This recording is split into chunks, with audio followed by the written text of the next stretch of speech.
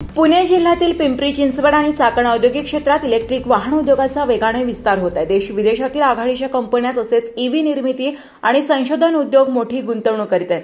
त्यामुळे auto hub म्हणून ओळखल्या जाणाऱ्या एमआयडीसी आता ई हब बनत आहेत। प्रदूषण कमी करून पर्यावरणाचा समतोल राखण्यासाठी केंद्र आणि राज्य सरकारने इलेक्ट्रिक वाहनांच्या ईव्ही उत्पादनाला प्रोत्साहन दिले आहे।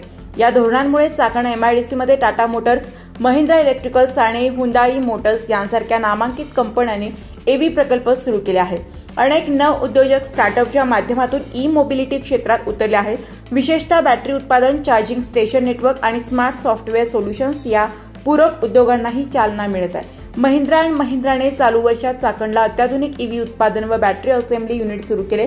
या प्रकल्पात केवळ बॉर्न इलेक्ट्रिक एसयूव्ही मॉडेलची निर्मिती होणार आहे। त्यासाठी कंपनीने सुमारे 4,500 कोटी रुपयांची गुंतवणूक केली आहे। टाटा मोटर्सने ईव्ही उत्पादनावर भर दिलाय। सध्या बाजारात टाटा कंपनीची सर्वाधिक इलेक्ट्रिक वाहने उपलब्ध असून परवडणाऱ्या किमतीमुळे ग्राहकांचा मोठा प्रतिसाद मिळत आहे।